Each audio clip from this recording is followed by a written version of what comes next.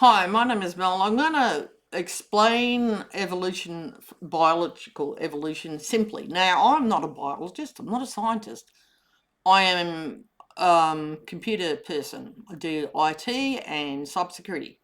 Okay, so I'm just going to go through very basic stuff here because I don't want to talk about too much stuff that I personally really one don't care about and two don't pretty much know. So look, biological evolution, very, very simply put, is just change over time in living things, driven by small differences that help some individuals survive and reproduce better than others. Life doesn't stay exactly the same from one generation to the next, right? So tiny variations or mutations will happen. So not just mutations, variations. So like if you have offspring created by parents, there's going to be a mix of features, right? And every offspring is going to be slightly different. Okay, so mutation, but also diversity happens. The variations that help an organism to survive tend to get passed often more often. So if something like a variation helps an organism to pass on its genes better or to get more offspring, then obviously that will be passed on. So living things have offspring. So, over long stretches of time, small changes add up. Living things have offspring, and the offspring are not identical. Some differences will help survival. Better camouflage, stronger immune system, faster running. Those who survive longer have more changes to reproduce, so the helpful traits become more common. Over many generations, a population can become so different that it forms a new species. It's called speciation. So, like some quick everyday examples are group of beetles. Some are slightly greener, some are slightly browner. Birds spot the green ones more easily on a tree bark. More brown beetles survive long enough to reproduce. Over the time, the population will become mostly brown. No beetle decides to change, right? Nothing ever decides to change in evolution. The population shifts because the environment favors certain traits. So in the beetle example, being on a brown tree, having a brown, being slightly browner would include better survival. But if you're on a leaf, being slightly greener would be an example, for instance. Okay, so that's what we're saying. The environment, so the population will change because of genetic drift and mutation, but all we're saying is that whatever the environment that's in, some will do better because of their traits, and that will help them survive long enough to reproduce and reproduce better. Okay? Evolution is not a ladder or a march towards perfection. It is not individuals changing themselves. It is not random chaos.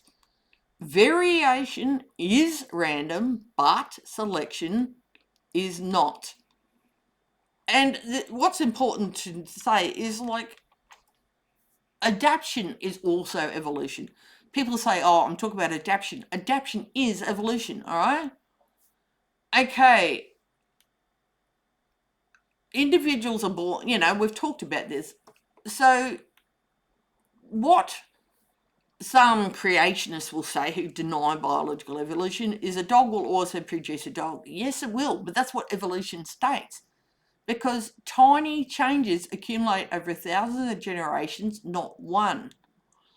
And also, too, you cannot evolve out of your clade.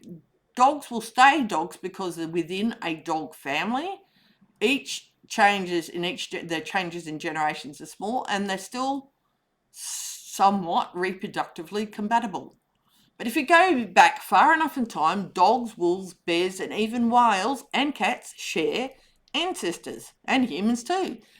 Evolution works like an expanding, branching tree, not a straight line.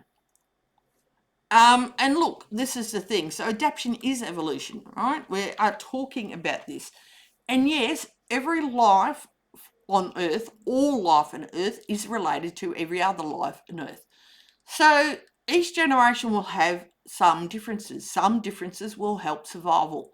Helpful traits will become more common. And also, too, traits that are bad, like if it's a bad mutation or harmful mutation, it often gets selected out, all right?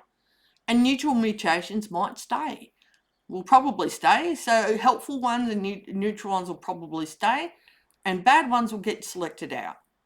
Okay, over thousands or millions of generations, these tiny shifts accumulate. Eventually, the population becomes so different it counts as a new species, speciation.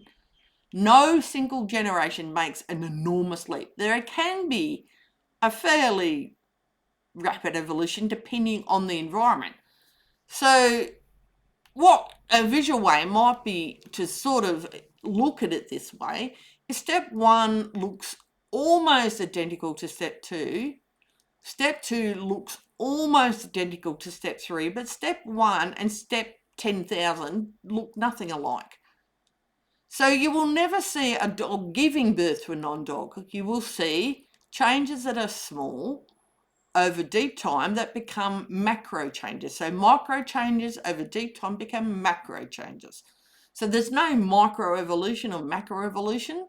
It's all evolution. It's all the same process, right? Wolves didn't suddenly turn into dogs. Instead, some wolves were slightly friendlier. Humans tolerated or fed them. Friendlier wolves better survived better around humans. Their pups inherited friendliness. Over many generations, friendliness, smaller size and other talent traits accumulated. Eventually, the population was different enough to be called dogs. But even amongst, like, domestic canines, all right, like domestic dogs, you will see a vast difference between all the breeds. And that's because we used sort of manual selection, artificial selection. People selected the properties that we wanted in dogs and cats and other animals and plants for that matter. We have been using artificial selection even if we didn't know that's what we were doing, right? So all evolution is a long-term result of small inherited differences being filtered by survival and reproduction. And like, that's it, all right? And the evidence for it, like evidence for evolution, there's lots. People say there isn't any, and that's just lies. I mean, they're lying straight out if they say that. And there's many independent fields that come into evolution. So fossils. Fossils show that older layers contain simpler organisms and newer layers contain more complex ones. You see clear transitions like fish to early amphibians, reptile-like mammals into true mammals, land mammals to whales, dinosaurs to birds. These aren't guesses, they are physical bones shed up step by step. And human evolution, there's a lot of, certainly our earlier ancestors, in that we have got so many fossils in this realm of human evolution, it's just not funny. Different species, so that's fossils. Comparative anatomy is the next, right? Different species can share the same basic body structure even when used for different purposes. So a human arm, a bat wing, whale flipper, and a cat leg, all right? And we all sort of have, like similar things like that. DNA, genetics, is the strongest modern evidence. Humans and chimps share approximately 98% of their DNA. All life uses the same genetic code. You can trace mutations like a family tree. The more closely related two species are, the more DNA they share. Observed evolution is happening today. Evolution isn't just ancient history. We see it in real time. Bacteria evolving antibiotic resistance. Viruses evolving new variants. Insects evolving pesticide resistance. Lizards, fish, and birds adapting to new environments within decades. And populations change when the environment pressures them. Biogeography. Species on islands resemble the nearest mainland species, not random ones, like Australian marsupials, Galapagos finches, and Madagascar lemurs. And geography matches evolutionary history. Embryology. Embryos of different animals show similar early stages, revealing shared ancestry. Fish, birds, humans all start with a gill-like structure and tails, and some humans will have little gills, like tiny little nicks in their ear that are like gills. All right, they can't actually breathe through them or anything, but you can see sometimes that does happen. Okay, and these similarities fade as development continues. And vestigial traits is another one. Traits that no longer serve their original purpose, a human tailbone. So it doesn't mean they're useless. Vestigial means they don't serve their original purpose. Doesn't mean they have no use whatsoever. Okay, whale pelvis bones, flightless birds with wings, snakes with tiny leg bones. Okay, so, and putting it all together, so DNA, fossils, anatomy, embryology, observed changes, and everything provides a unifying explanation. And this is why, you don't need to believe evolution. You just accept the science. And so creationist intelligent design will lie straight through their teeth and say it doesn't occur. It does. And we observe speciation both in the lab and in the field. All right? We've observed evolution happening. We see it. And so they're lying to you if they're saying no evidence. So I'm just going through what this is in very simple terms. Okay?